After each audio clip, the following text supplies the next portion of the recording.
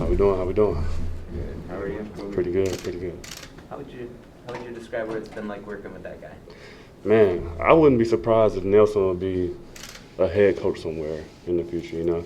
Like, he's one of those guys who just love the game, you know what I mean? He want to know every single detail about every single play, like why we call it, what we calling it for. So it's been fun to be around Nelson because he truly does love the game, and he loves seeing us make plays, you know what I mean? He always, when I score, I mean, I think he was the first person there, if I can remember correctly. So I appreciate him. I know he appreciate us, and honestly, the whole room, from the coaches all the way down to the scout team guys, we all well connected right now.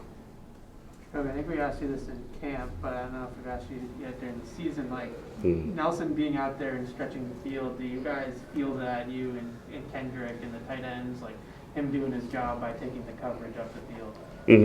He definitely a guy you got to respect. You know what I mean? First off, he'll blow past you. So if you don't have anybody over the top of him, you kind of got to be a little careful playing with that type of speed. So him just doing his job and just sometimes it's conditioning routes, and he understands that, but he don't really complain. He go out there and run those routes, and it does make it a little easier on us, knowing that the safeties are back worried about him. Jakobi, how would you describe the wide receiver room? We love each other. I feel like that's a real big thing right now. We all feel like we family, and we come in here. It don't really feel like it's any hard days because we know at the end of the day, when I come in every morning, my guys gonna be here. We're gonna laugh, we're gonna joke around, but when it's time to work, we're gonna work. If I need coaching, they'll talk to me. If they need coaching, I'll talk to them. So it's definitely been a family atmosphere in the coaching room, even with the coaches, you know what I mean? So it's been a great year so far. Do you think that kind of environment breeds success?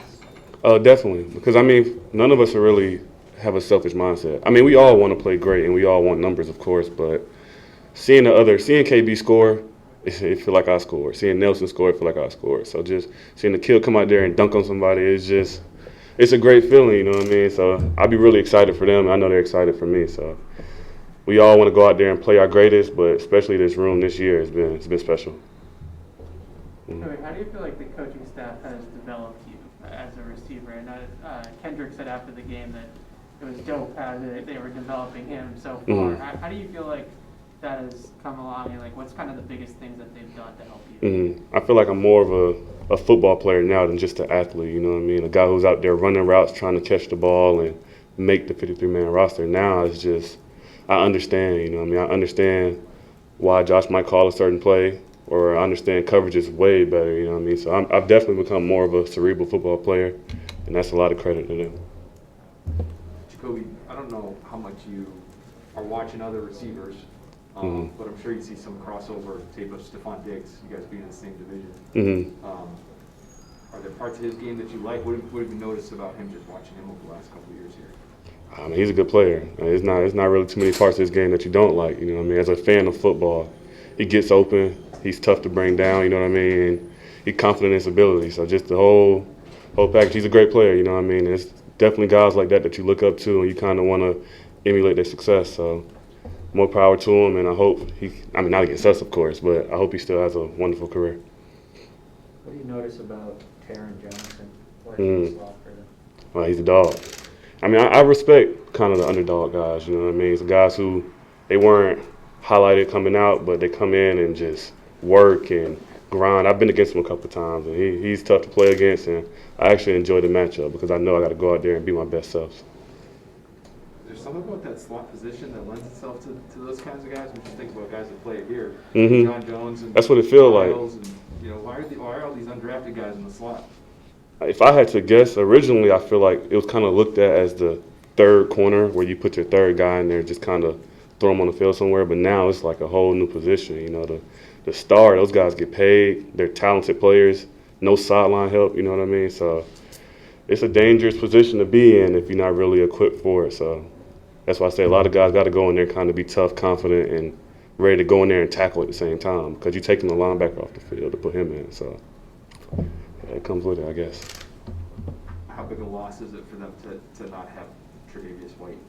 Huge. I feel like that would be a big loss for any team. But like Nell said, it's definitely a next man up mentality in the NFL itself. So especially with guys kind of on the back end, they probably got combined 18 years experience between the safeties. So I think they'll be okay. They'll definitely figure it out. What's it like as a slot receiver when you're against a team that has two linebackers that can cover the way they do, especially Edmonds, has tons of length. Yeah, the mismatches they talk about throughout the year don't really exist then. You kind of got to go out there. It's your best stuff versus their best stuff. And hopefully my best stuff is just a little bit better, right? So we'll see when the game comes. You mentioned the safeties, Jakobi. Bill has talked about in the past how those guys are pretty interchangeable. How often are they changing up the look for you guys offensively, like pre-snap versus post-snap? How much of a challenge is that going into a week like this? Yeah, it's tough because those guys can do – a lot of their guys can do a lot of things. Like the linebackers can cover slots. They cover tight ends. Sometimes the safeties will play man on tight ends, you know what I mean? So it's definitely tough because you got to really stay true to your rules and have your eyes up after the snap, you know what I mean? Don't just – it might be one thing at first, but as soon as the ball snaps, they'll completely change it up. So just being able to adapt on the run and paying attention at all times, keep your head on the swivel, should be okay. And I imagine, seeing things the same way the quarterback is seeing them is pretty important against a team like that. Is that the case? I mean, honestly, I think anything about quarterback is pretty important. So I'm going to just go ahead and say yes off Jump Street because I guess he got to have his eyes open on everything at the same time. I don't know how they do it, but I know a little bit. But in the league, it's a completely different ball game. Do you feel like the connection you and Mac have, though, has gotten better since, the first few weeks of the season? I'm just trying to think back. It felt like a little earlier in the season, occasionally, like over the middle, there'd be routes here and there where it looked like there might be some miscommunication. I don't know if you're supposed to be sitting down or continuing on in a certain route or whatever. You'd lunge the ball. I don't know if you've noticed that as much these last few weeks. So how has the connection developed as far as that goes for you guys? I think it's like with anything. Repetition just kind of makes it permanent and fixes it up a little bit. So just the more practice we've gotten together, I think I said it earlier, Mac wasn't really taking one's rep during camp, so it was kind of hard to just gauge what he was thinking. But the more I've gotten to talk to him, watch him play, watch him just go out there and handle his business, I've learned a lot about him, and I think it's definitely helped on the field. Is there one thing that you have learned about him that maybe, I don't know, we wouldn't see, from like the outside? He asks you a lot, right? Yeah, that's probably an end of the season type of question right there. I have to come back to you on that one. We'll circle back. All right. How do you think he'll handle it?